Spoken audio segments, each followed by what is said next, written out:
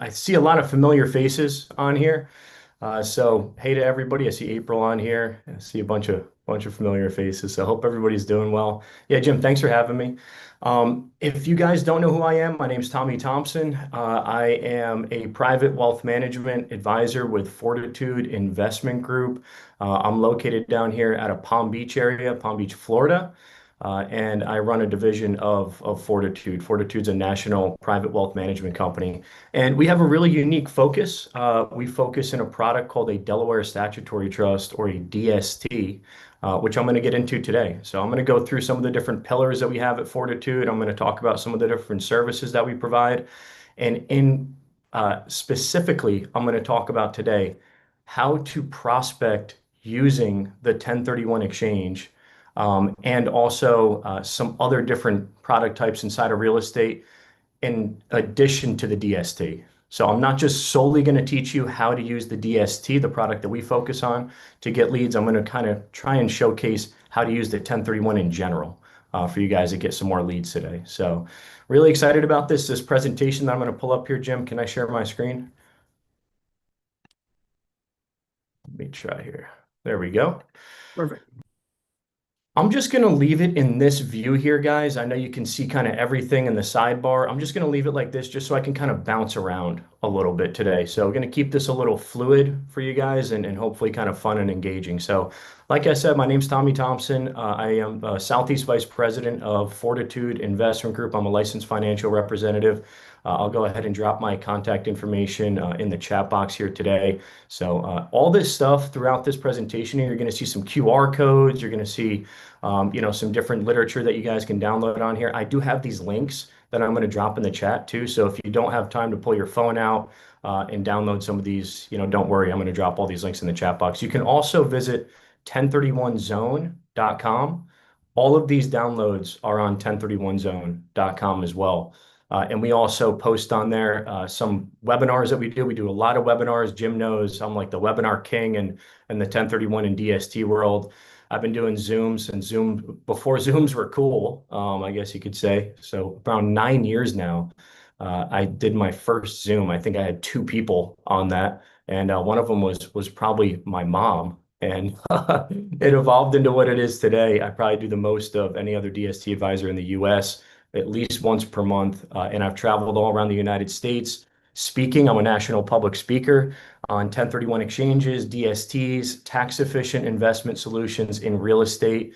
Also, what falls into that category is going to be opportunity zones. I was on the forefront of that when that came out in 2017 as well. And then if you guys are just curious, kind of some of the other stuff that we do, because we're a private wealth management firm, we also work a lot with real estate agents that are looking to invest passively into real estate. And that could be with cash or retirement account proceeds. So if you're looking to get exposure into real estate, invest into high quality institutional sponsor companies, private equity real estate companies. We have a lot of different funds that fall outside of the capital gains kind of 1031 exchange pillar that we focus on. And a lot of real estate professionals are our clients. So we don't do stocks. I don't do bonds. I don't do mutual funds. I don't do any of that traditional stuff. So if you have an Ameriprise advisor, Merrill Lynch advisor, or whoever you use, we fall into that real estate category. I don't want to do the options trading for you and the stock trading and all that. We just want to build that real estate portion of your portfolio. So when we're talking about 1031 exchanges, guys, I always have to tell everybody I am not a CPA. I'm not a tax attorney. Always consult with a CPA and a tax attorney. But when I'm speaking to real estate professionals, I always say, and especially when we're talking about prospecting, right? How to get leads using this stuff. That's what I travel around the country and talk to real estate professionals about. And I mean, Jim and I didn't even talk about it in the beginning of this call, but Jim actually brought me in to EXP Commercial when he launched the division inside of EXP and built that entire thing out. He brought me in to teach agents how to get leads using the 1031 exchange. And Jim, I don't know how many presentations I did. I did once, I think A lot, a one lot. every week at one point, one Yes. every other week is what we kind of ended up backing into. And then I phased out at doing one per month. And I think those are still running inside of EXP. I can't remember because I do so many at this point, but I always told the agents in there, I said, don't try and crunch numbers for people on taxes, right? You always want to take that liability off yourself and have them speak to their CPA. Is this right for you to consider doing, Mr. or Mrs. Client? You own this property, you bought it 10, 15, 20, 30 years ago. It's probably appreciated since then, especially if you bought in a good market, could be heavily appreciated.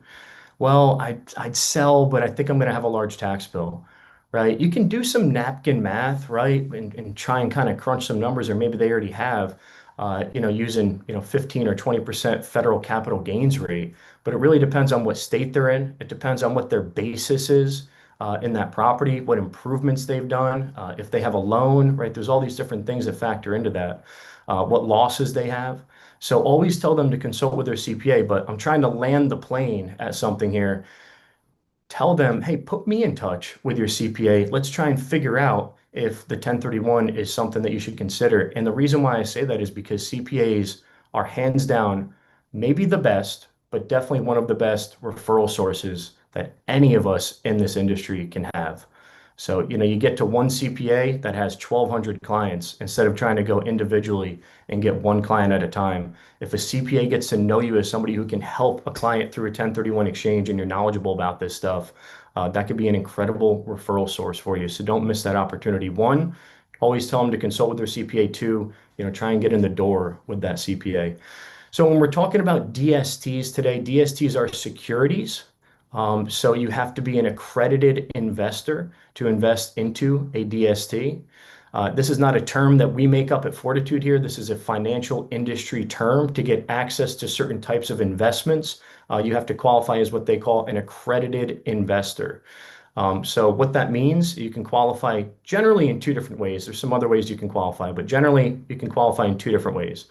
The first way that you can qualify is if you make $200,000 a year in income and you did that the last 2 calendar years, filing single. Okay, so if you make 200 grand or more and you file single in each of the last 2 calendar years, you would qualify as an accredited investor. If you file jointly as a married couple and you each together as a household made $300,000 a year in each of the last 2 calendar years, you would qualify as an accredited investor. And the last way that a lot of people qualify is with the $1 million minimum net worth qualification. So that's a mouthful, right? But really what that is if you tally up your entire financial picture, so your 401k, your retirement accounts, your IRA, cash on hand, CDs, money markets, all the stocks you own, everything. And the big one here too that factors into that is the value of your real estate portfolio, not your primary residence. Your primary residence is excluded from this equation, but your entire financial picture, inclusive of your investment real estate portfolio. So as you guys can imagine, a lot of folks come to us, they have other investments outside of real estate generally. But if they have a portfolio of investment properties that exceeds $1 million and they don't have a large amount of debt on that portfolio, just that real estate typically qualifies somebody as an accredited investor. And that's the way that you can invest into what we're going to get into today, or a portion of it into the DST. If you have any questions on that, just reach out to me. We only work generally with accredited investors on all the different programs that we have. So you do have to qualify in either of those two different ways if you want access to any of the investment programs that we offer at Fortitude. So just a little bit more about us here. I'm not going to harp too much about this here, but we have offices in New York, New Jersey, California, down here in Palm Beach Gardens, Florida. And guys, you're kind of getting the premise here. We work with people who own investment properties. That's our primary client base. Typically, folks that we're working with built businesses that own real estate, own commercial real estate, own investment properties, Airbnbs, long-term rentals. Maybe they had an HVAC company that they managed for years, and that HVAC company owns the warehouse that they park the trucks and they have their equipment at. And now 30 years has gone by, and they're looking to sell that business, which also owns real estate, and they're looking to retire. So that's typically the type of client that we're working with. Somebody who's getting to that stage in their life where they're tired of working, they're tired of doing all this stuff themselves, they're tired of doing the improvements on the property and fixing the water heater when it breaks, and they're looking to kind of take a passive role in their portfolio. So we specialize in these tax efficient exit solutions and estate planning services with these different investors. And we've done that over 2,000 times through the 1031 exchange. We kind of quarterback the conversation. We quarterback the transaction. We don't act as the qualified intermediary. We were going to have Justin Amos with JTC Americas on here today. JTC is a qualified intermediary. Those are the folks that hold the proceeds in the exchange, right? So you sell a property, those proceeds go into the qualified intermediary's third-party escrow account because you cannot take constructive receipt of those proceeds. If you do, you'll owe taxes, right? So we don't act as the QI. We just quarterback the transaction with our client alongside the QI. And we've done that over 2,000 times. And we've placed over $3 billion in client exchange proceeds through 1031 proceeds. And this last bullet point here, our firm has actually done the largest DST transaction in history. So we're the record holders for the largest DST transaction ever performed. That's that $176 million deal you see down there at the bottom. But, we do transactions from $50,000 all the way up to, the largest and most complex ones. So this is one of our guidebooks here, guys. Like I said, I'm going to drop these links in the chat. Don't feel like you have to get these QR codes here. This is our 1031 guidebook. This is our 1031 exchange checklist. I'll drop these in the chat before we wrap up today. So I'll touch briefly on this here because all real estate professionals out there should be talking about this constantly, right? And I know this sounds maybe like a broken record to some of you because I know a lot of you stay really up to date on this stuff, but it's the baby boomer demographic that's exiting, right? That is retiring. They're saying 10,000 plus baby boomers are turning 65 years old every day. A lot of those baby boomers built businesses that we own today, that we use today, right? The laundromat, service places, the air conditioning companies, the plumbing and heating companies, the electrical contracting companies, architectural firms, CPA firms, law firms, doctor offices. I mean, you name it, man. You just go down the list here, and it is absolutely incredible when you really start wrapping your head around this. And the fascinating thing to me is a lot of people work with these people all the time, right? And sometimes just a simple question is all it takes, right? Maybe it's your doctor that you've been going to for 20 or 30 years, and you say, "Hey, doc, when do you plan on retiring? I mean, are you going to do this forever?" No, I've actually been thinking about, retiring in the next couple of years, right? Or maybe it's your CPA, right? A lot of CPA firms are very valuable. A lot of private equity companies want to buy CPA firms, right? Those are valuable practices to buy. And a lot of CPAs, as we all know, are pretty conservative. A lot of them own the office condo that they're located in or the office building that they operate their business out of. So that's a business sale and that's a real estate sale, right?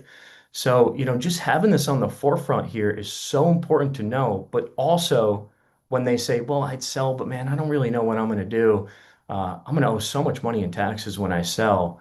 What are my options, right? So that's the premise, the underlying current of this entire presentation that I talk about today, knowing what to say when somebody brings up, well, I don't really know what I'm going to do, right? I'm going to owe a lot of money in taxes. I don't know what I do with my money, right? So these things here are kind of the triggers. This is why I built this presentation out to give you guys kind of certain triggers to try and have in your mind when you're out in the field. So when you're talking to somebody who owns investment real estate properties, you're going to start hearing similar things. You're going to hear, well, my kids aren't involved. They don't know the first thing about real estate. If they inherited my portfolio, they wouldn't know what to do. Or, I tried having, my kids involved and it just didn't work out. So asking them, are your kids involved in your real estate portfolio? That's such a powerful question because when you ask somebody that, they love talking about their real estate and their kids, right? So I mean, they're gonna tell you, they're gonna go, no, man, my kid's my kid's a doctor, my kid's a school teacher, or my kid's a firefighter, or maybe they don't even live near them. And they're gonna go, well, I don't really know what I'm gonna do yet. I don't know when I'm gonna sell, but my kids definitely aren't gonna take over our real estate portfolio. So just having that knowledge is so important because that tells you they're probably gonna sell at some point, right? They're going to sell something at some point, right? And then, I mean, another question you could ask is, well, I mean, if your kids aren't going to take it over, do you plan on, hiring a management company, eventually? Or Jim, are you going to do this yourself forever? Are you going to be 80 years old picking up, debris in the parking lot, right? When there's a storm. So just having these things in the back of your mind, I mean, these are real life situations. We work on these all the time, right? I hear this stuff all the time. It's not cheesy. Bad tax advice, a lot of CPAs are not up to speed about the 1031. So they will tell clients, just pay the taxes now. It's the cheapest tax, you'll ever pay, right? It's only going to go up over time. Well, but the way to combat that, and it's not combating, it's, this is the 1031 has been around for over 100 years as a part of the tax code for a reason. And there's a reason why so many people lobby to keep it in effect every year. I mean, people are lobbying to protect and preserve the 1031 exchange because it's a recycling tool, right? It allows maybe an older investor that's going to owe a lot of money in taxes to exchange that property into something else that may be less management intensive and let a new, younger buyer step in and do the TLC on the property that's necessary. Because if the owner of that property was going to get whacked in taxes, right? And it's a $10 million property and they're going to owe 30 or 40% in taxes, right? Because you start adding this up in certain states, 20% federal, right? And then you have any state taxes like California is going to be, California has a lot of different taxes that are involved with it, but you have the NIT tax, which is around 3.5%. That's the Obamacare tax. You have depreciation recapture, which is really the big one, right? If your basis is zero on a property and you took all the benefits of that depreciation over the years, the depreciation recapture really adds up on a property. And that could be what gets you into that 30, 35+% area of taxes being owed. So, of course, these are all hypothetical situations. I said, bring the CPA in to these situations all the time. Don't try crunching these numbers yourself. But don't be surprised when the client comes back and says, "Oh, my CPA just said, pay the taxes. It's the cheapest tax I'll ever pay," right? I would usually say in those situations, you may want to get a second opinion.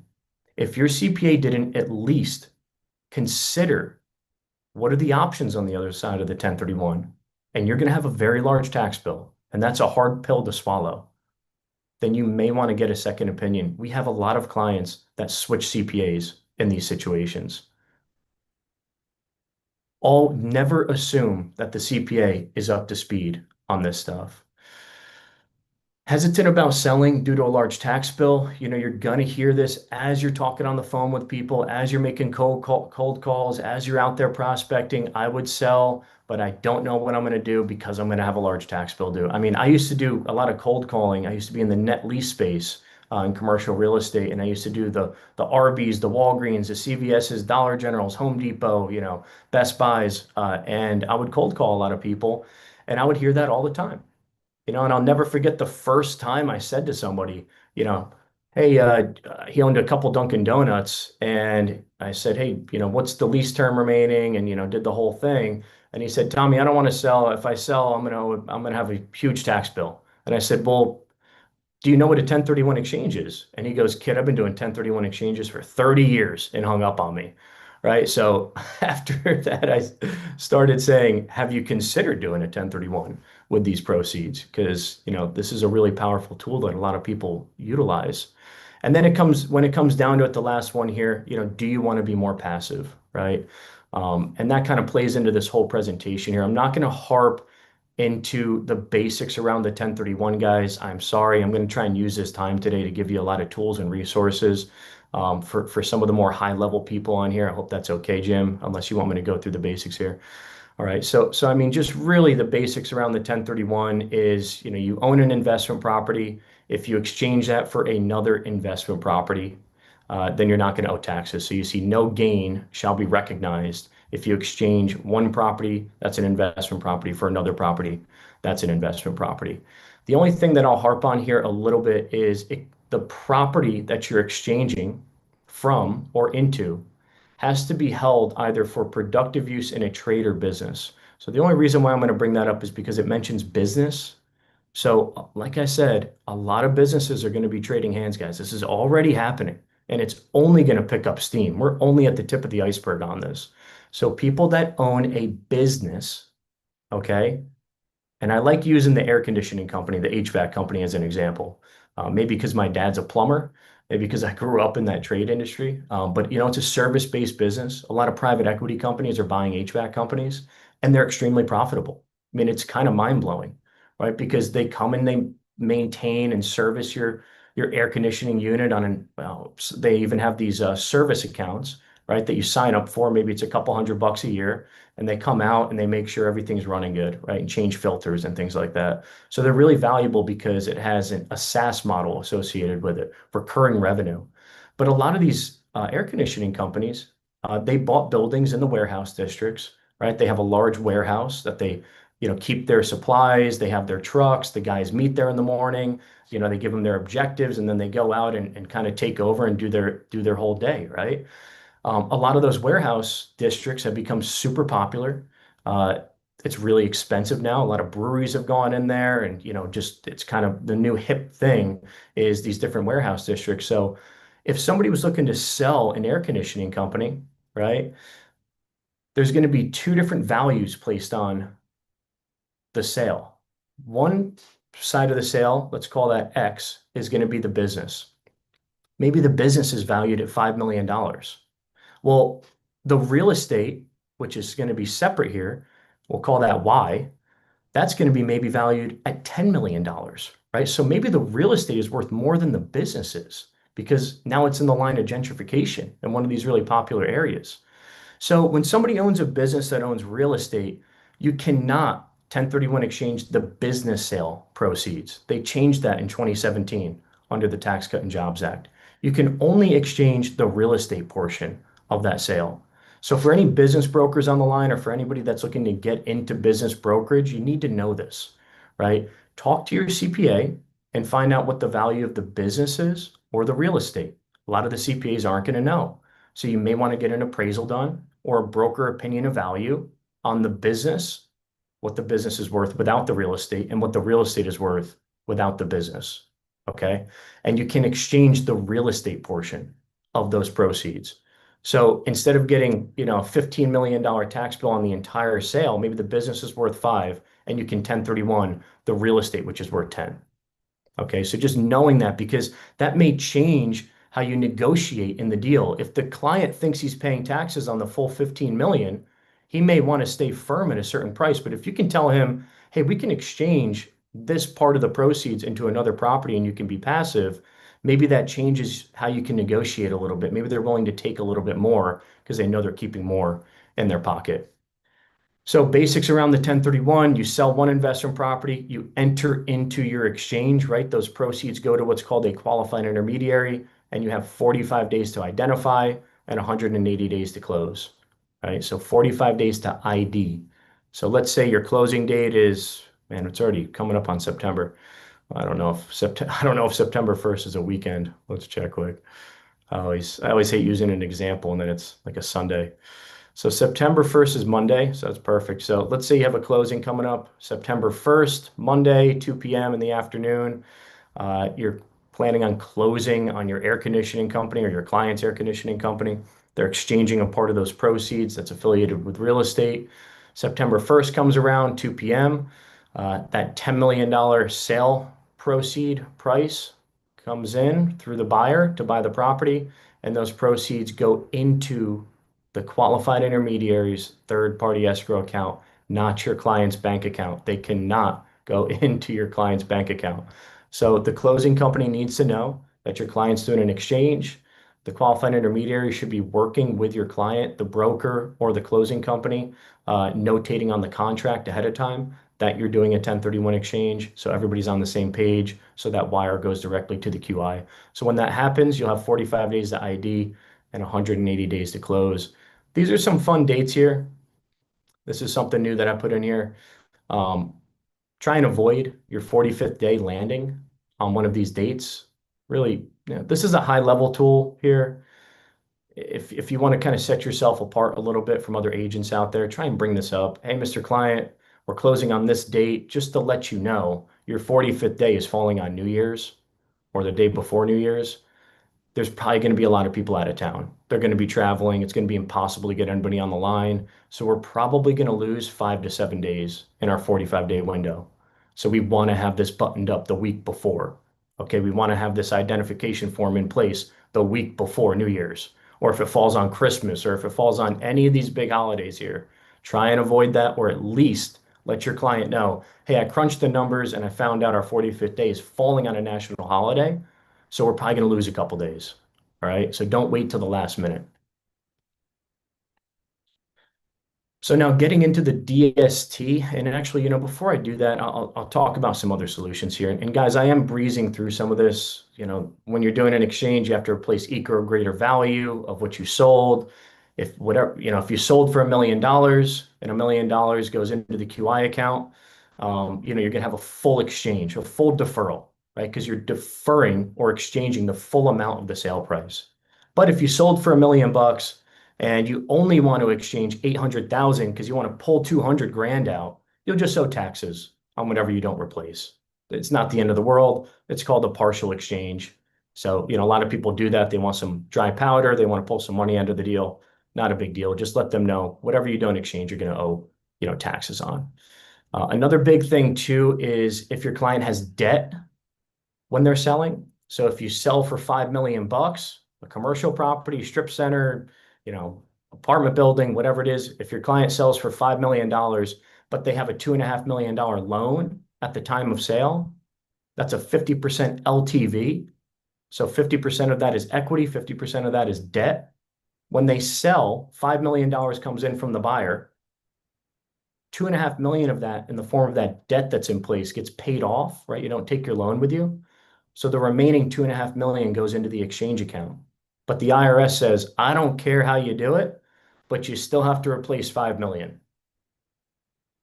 So that's either getting a new loan in the amount of $2.5 million or more and buying a property for $5 million or more, or injecting cash into the deal, which goes dollar for dollar for the debt that you have to replace. But the IRS doesn't care how you do it. Whatever you sold for, you have to replace. That's with a combo of cash and equity or using debt in the next property. So just keep that in mind. The debt is considered taxable debt boot. A lot of people don't know that or realize that until it's too late.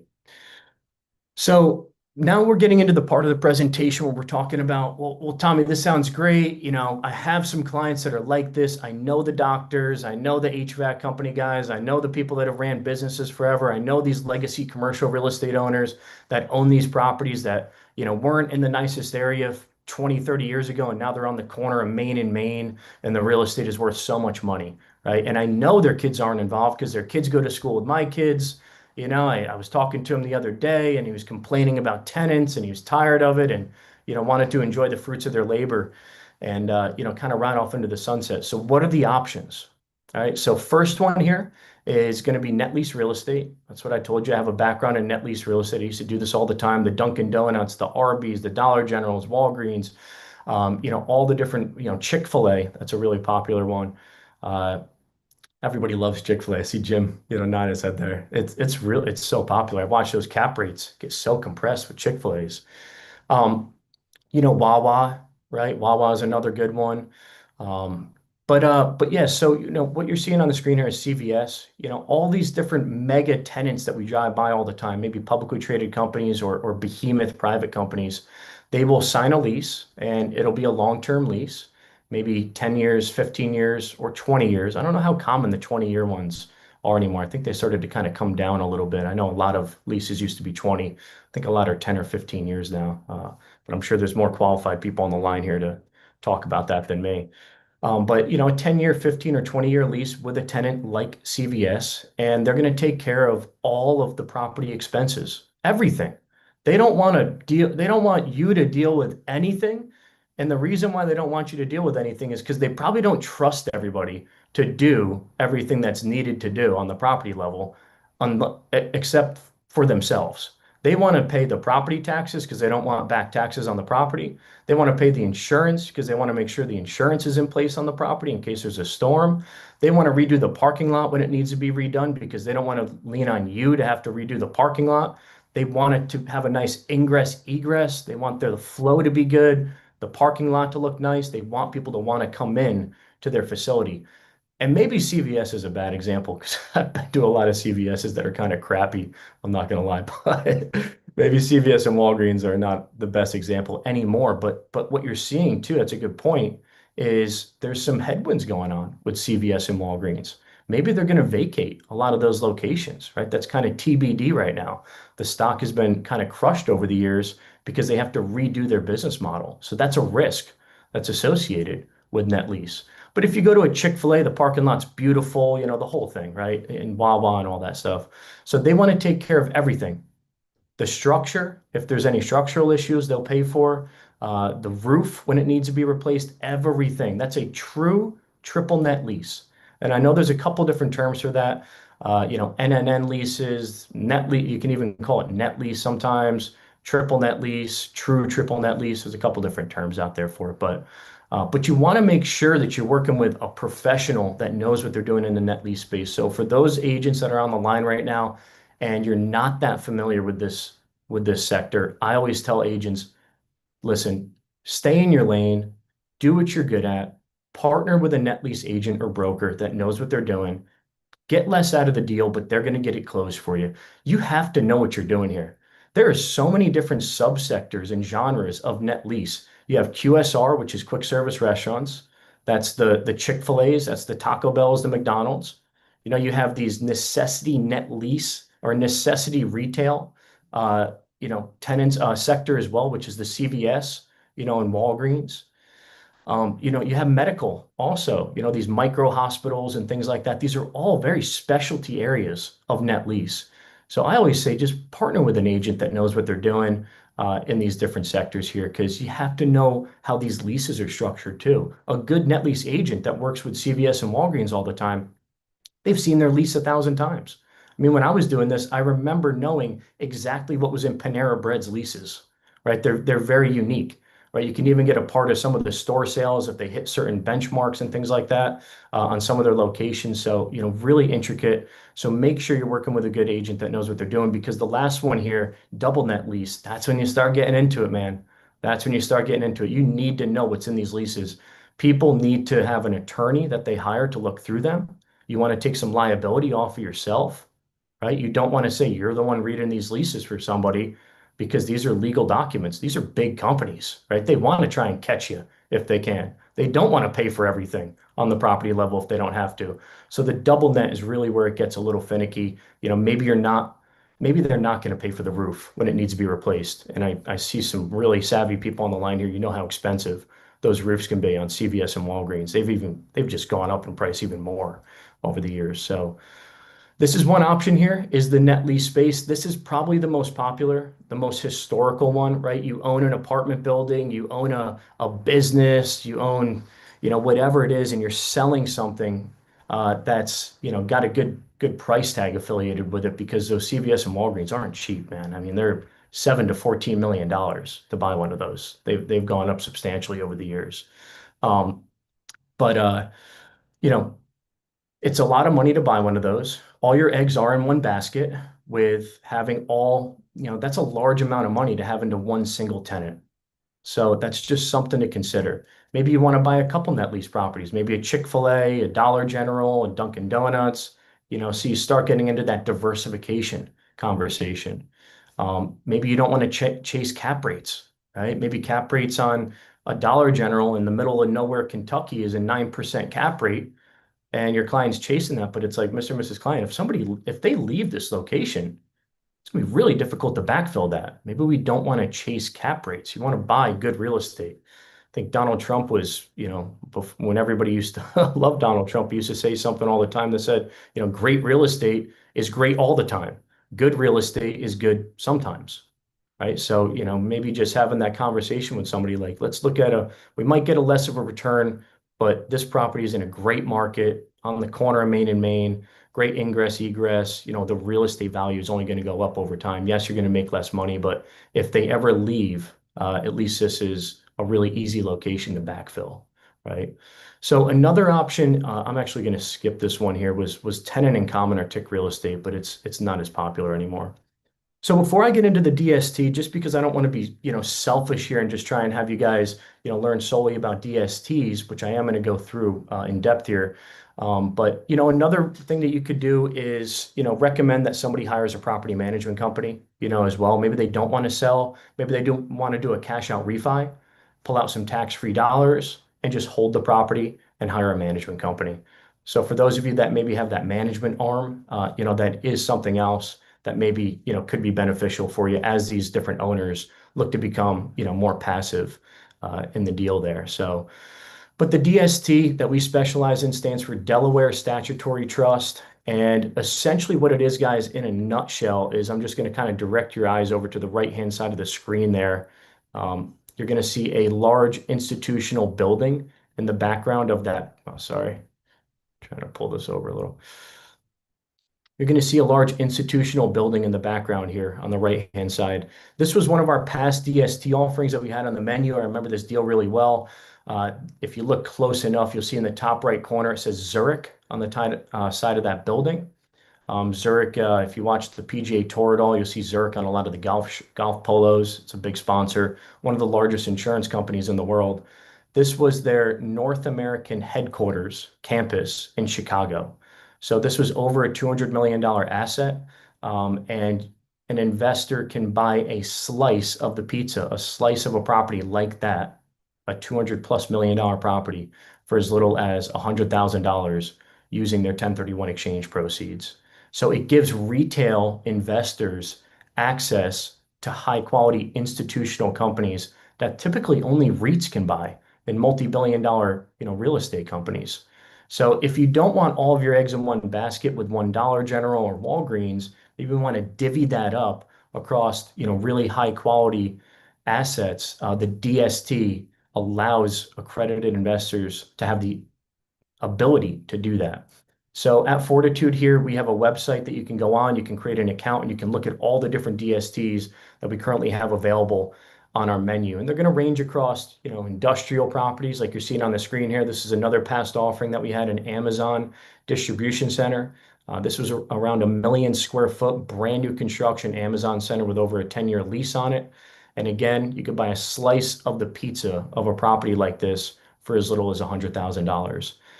Now, this one here, this is unique because, like I said before, if you sell a property and you have debt on it at the time of sale, like I said, you sell for $5 million, you have a $2.5 million loan.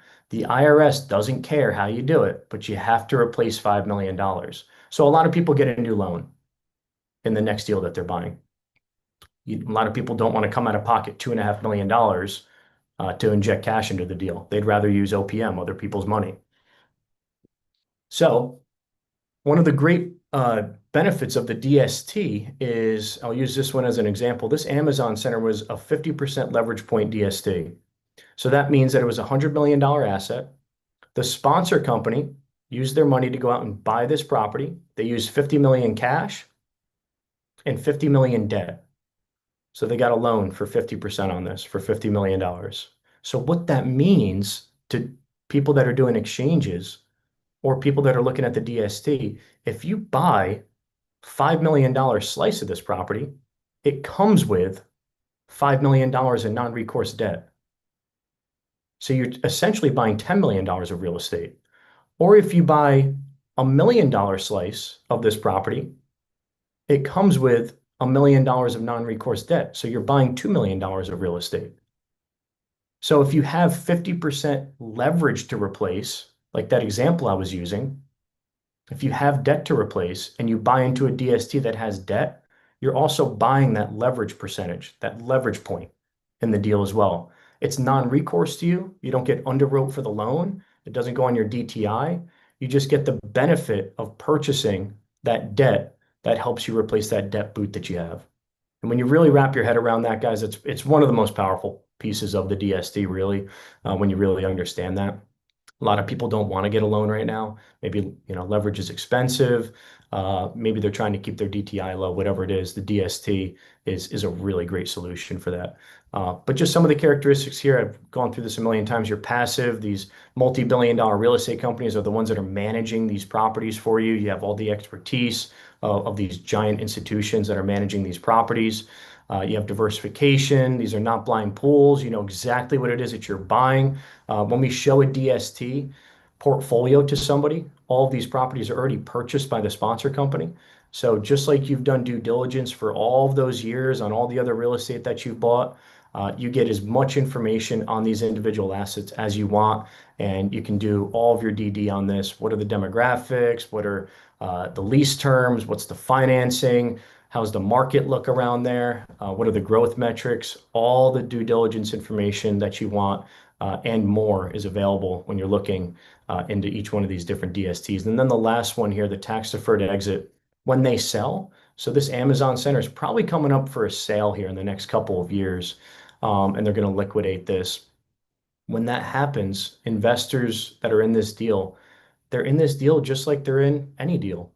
At the end of the hold period, they can cash out and pay their taxes. They can do a 1031 exchange into another property and manage it themselves, or they can 1031 into another DST. It's just like a regular real estate closing. You're just a fractional owner in a larger deal. So this is a really good piece here. I don't have the link in front of me right now, but I would encourage all of you to scan this if you can. And I will try and get this to everybody after the fact. Let me just make sure this link still works. Yeah, so for those of you that want to scan this, this is a really great piece that I put together. I'll try and drop this link in the chat box before we wrap up here. I know we're running short on time. But these are I put this together because I've done a lot of calls over the years when I was doing net lease, and then just kind of my whole experience here, getting with the DST side of stuff over the last 8 or 9 years. I put this together using my experience as a real estate professional and financial professional to try and help you guys with when you're making calls out there or when you're getting questions. So the first one here is owns appreciated real estate. I would sell, but I will have a large tax bill. And my response to that always is, have you considered doing a 1031 exchange? Guys, it's that simple. Have you considered doing a 1031? And the reason why I have that there, it's a loaded question, okay?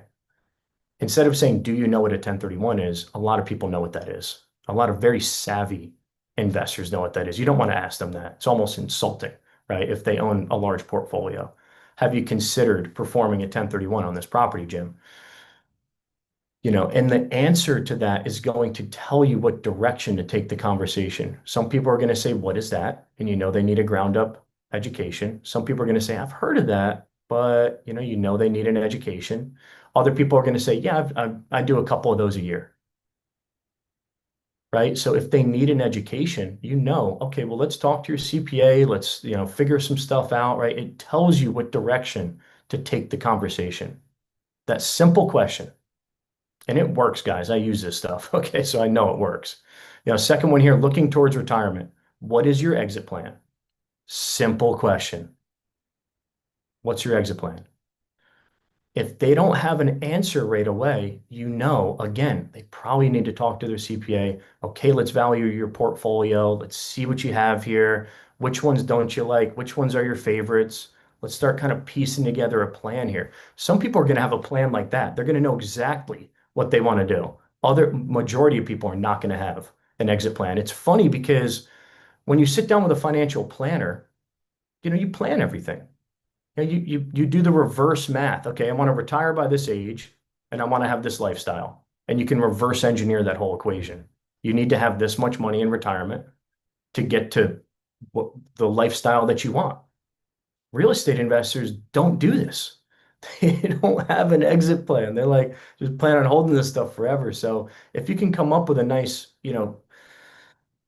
if you can come up with an easy, convenient way to have a conversation with a real estate investor that has some algorithms in there, okay, well, let's set this up for you. Let me help you build an exit plan. Let's look out 5 years from now. Let's go, okay, well, let's time the market right. Let's get everything prepped. Let's get all the tenants in there. Let's get our leases together. And let's start planning for an exit. If you can help somebody with that, there's a lot of people out there that need that help. They don't know the right estate planning attorneys to talk to. Their CPA is semi-retired, right? They're even scared to ask them, questions because they're their friend or, whatever. So there's a big need for this. And if you don't plan on exiting, are you always going to self-manage your assets? So maybe you say, what's your exit plan? They go, oh, I'm never exiting. I'm never selling, whatever. All right. Well, I mean, are you always going to self-manage, your properties? I mean, we have clients that are 85 years old that are tired of going to the property. They literally do go to the property, guys. I'm not joking. I mean, when there's a storm, there's trees down. They're supposed to have people go there to pick up the debris, but then they get calls that there's something else there, whatever. And you're going on site, you're checking stuff out. I mean, it just is what it is, right? So do you always plan on doing that? And then the third one here, estate planning. Are your children involved in managing a real estate portfolio? I'm telling you right now, this is one of the most powerful questions that you can ask somebody. They love talking about their kids and they love talking about their real estate portfolios. When you ask somebody, are your children involved? Right? And they say, no, I don't think so. I mean, it literally, these are all loaded questions. They're going to tell you, okay, well, if their kids aren't going to be involved, that probably tells me they're going to sell at some point.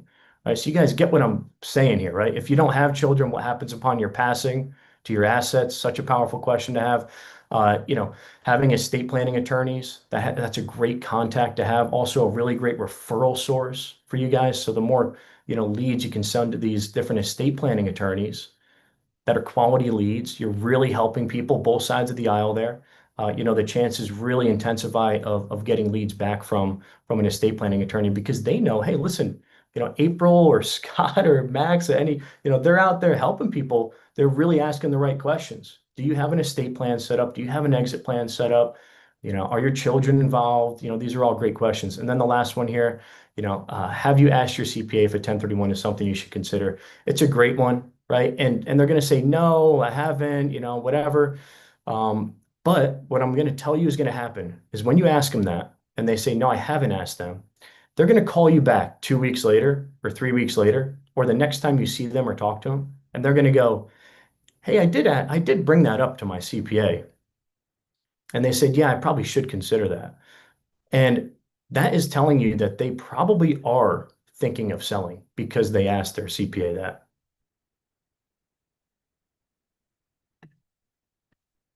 So Jim, I'm going to Yeah, start just slowing down here. if you have your contact information, because Tommy can go for hours, but yeah, as you can see, it's a wealth of knowledge. I use Tommy and his company to do my family's exchange, and you're right. I was fortunate. My sister and I were involved early, but a lot of times you need to know they're talking about stepped up basis, and these are private things. But when you become a consultant with this knowledge, bringing in experts, it prepares, and asking the hard questions. We all know as good commercial agents, you got to ask the hard questions. Otherwise, you're just going to be in a load of issues later or scrambling, like you said, Tommy. And I love the dates. I've been there where the dates landed, and I'll tell you, sometimes it's not the American, yeah, the U.S. holidays. It's the Jewish holidays sometimes, or other ethnic Yeah. holidays, and they're just gone. So you should really look at holidays. I'm glad you brought that up. But Tommy, if you could put your information in, thank you again for speaking and sharing, and really using these tips and tricks. And you're right, sometimes you don't need to do exchange, pull some money out, let a property management handle it still, leverage it. If rates go down, positive leverage. There's all these good things, but reach out to Tommy Thompson, learn this. And I love that you did this updated deck, Tommy. It's very powerful. Any final words before we close out? Yeah, no, just reach out to me if you guys have any questions. I love working on this stuff. Obviously, our systems are really simple. We usually do the consultation call. We love when the agents are on there with the client. It's the same thing, plug and play every time. It's an education process. We can build a hypothetical DST portfolio to look through. And really at the end of the day, it's a great tool for you guys to have because we don't get the DST side if you guys can't help sell the property. So we're really incentivized to really help the client out and just provide that kind of exit solution for them on the back end. And once we get to a certain point and they say, hey, this sounds great, I want to do this, that's where we stop and we go, all right, well, now it's your guys' job to sell the property, right? So get out there, list it, get the highest price you can for it, and that exit solution is on the back end. So reach out to me if you guys have any questions at all. And Jim, thanks a lot. Appreciate it. Always, Tommy, thank you. And thank you for helping me on the exchange with our family. And there Yeah. may be another one or two coming up. So, everyone, thank you again for joining us on Top Agent Commercial Wednesdays. We look forward to seeing you again with cutting edge topics that really help your business. So, again, thank you so much for joining us. Have a great day. Bye bye.